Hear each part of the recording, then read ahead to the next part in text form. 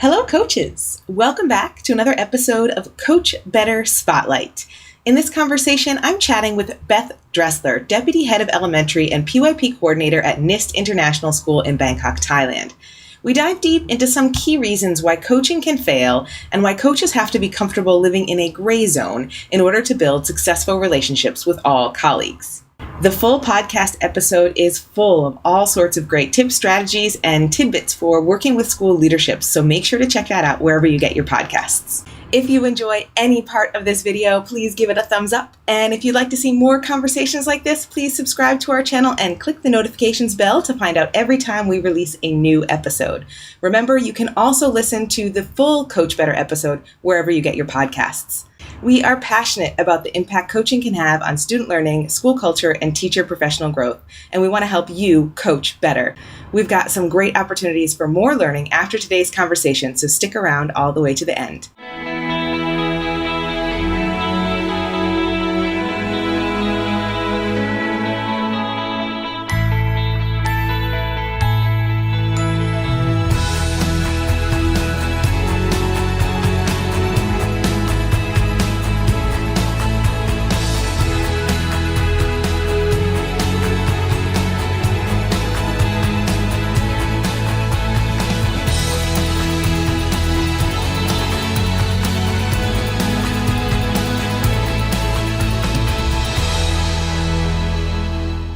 All right, welcome back to another episode of Coach Better from Eduro Learning. I'm here today with Beth Dressler. Beth, can you introduce yourself for us, please? Yes, yeah, sure. Thanks, Kim, and thanks for having me today on the program. So I'm Beth Dressler, and I'm currently the Deputy Head of Elementary and the PYP Coordinator at NIST International School in Bangkok. My experience prior to NIST was in Australia at Burbank Grammar School, where I was the information literacy specialist, which was kind of a job that we created as a shift from the traditional library. So I was based in the library and working with teachers and working with students on contemporary learning aspects, especially around information literacy and what that looked like.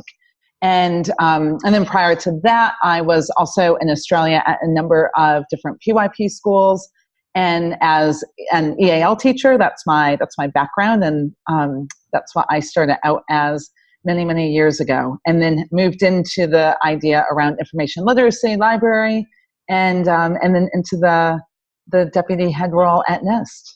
So we've talked about this in a couple different ways, but let's kind of dive a little deeper into it. Where does coaching fail, and what can we do about it? Yeah, I was thinking about that, and I think earlier we talked about that idea around when teachers think that they don't need a coach, and they think that the coach is only for a teacher who's struggling or who might not be good. Might not, right? And I think that's one spot where, whether that's a perception or whether that's the structure that's been put into place, or whether, who knows how those sorts of things happen. But I think that's one area.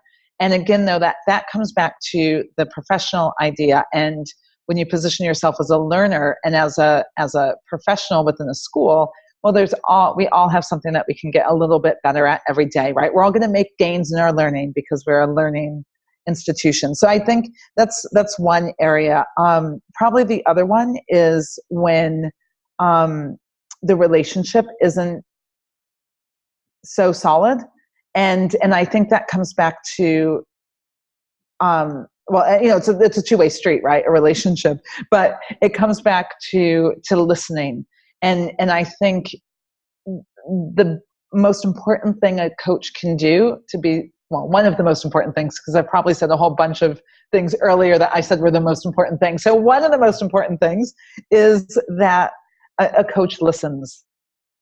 And a coach does a lot more listening and a lot more open-ended questioning, a lot more inquiry, right?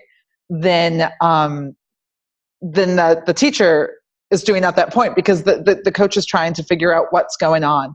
And I think asking multiple questions and over time, and it takes that time to develop the relationship, and the power of not having a preconceived idea when you go in, right? Like, oh, I've been in that class twice and this is what's going to happen. Or, some of those blanket statements that can be harmful, and that can be harmful to teachers.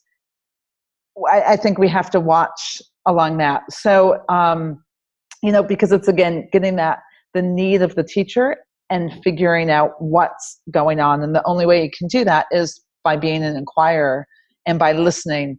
And, to like the flexibility, I think coaches walk this sort of, I don't know, they live in a gray zone, right? And you have to be comfortable to live, I think, and you have to be comfortable to live in a gray zone, and you have to be comfortable to sometimes do some things that are not your job. Yeah. Because at the end of the day, it might not be your job, but it's going to give you a massive win with that teacher. And just like a teacher makes, I forget the number, but it's some crazy amount of decisions that a teacher makes in a day, right? I think the coach is equally making a huge number of decisions in a day that can impact, just as a teacher does, really long-term on learning, on the relationship, on the culture of the school. So you got to kind of, I look at it, and I think as a leader, it's the same thing, and you look at it as the hill I'm going to die on. So what am I willing to die on, and what won't I die on? And you got to, it's gray, and you got to think, I'll go along with that, Oh my gosh, such a good point about what hill are you willing to die on. I'm chuckling. I had my microphone muted, so you didn't hear me chuckling, but I'm chuckling as you're telling that story, because I think that is such a valid point about coaching and school leadership, about being in that gray area all the time. And yeah, what hill are you willing to die on? It's a small task. Can you do it? Make that person's life easier, because their life is already full of so many different challenges.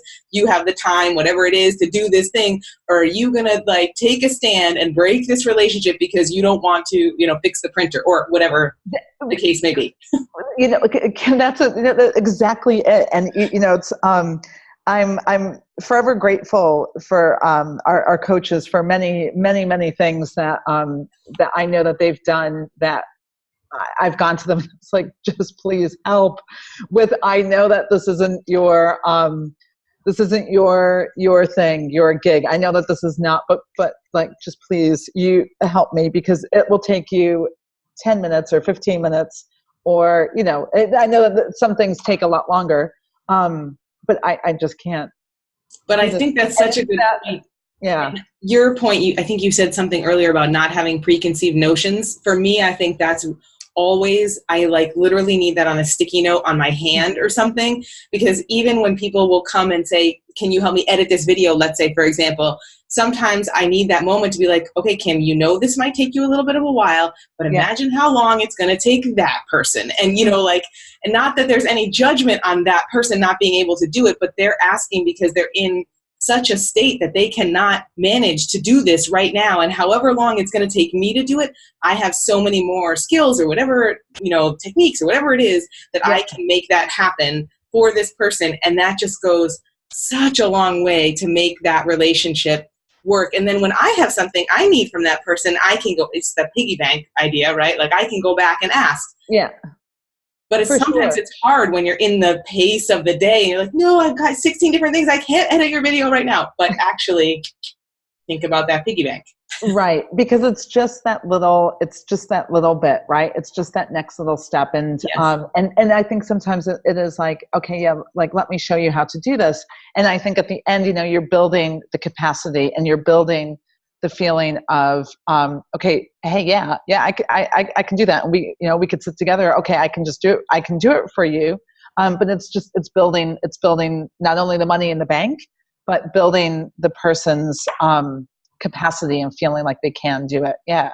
And that's a skill too, because it's not always the right moment to be like, let me show you. No. But as coaches, sometimes we really like to show, and we forget that right now when there's, people in the audience or whatever, now is not the time to show you how to make the projector work. Now is the time to just make the projector work.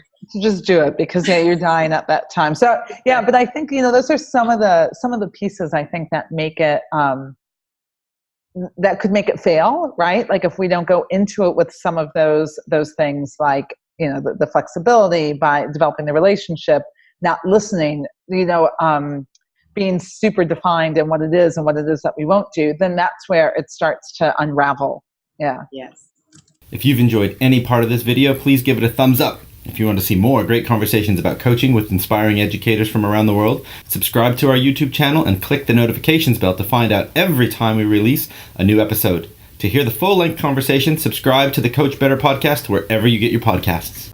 And if you're looking for even more resources to help you coach better, head over to edurolearning.com/coachbetter to explore over 20 online courses designed by coaches for coaches. Catch us on Twitter, Instagram, and Facebook at Eduro Learning to connect with us. See you next week on Coach Better Spotlight.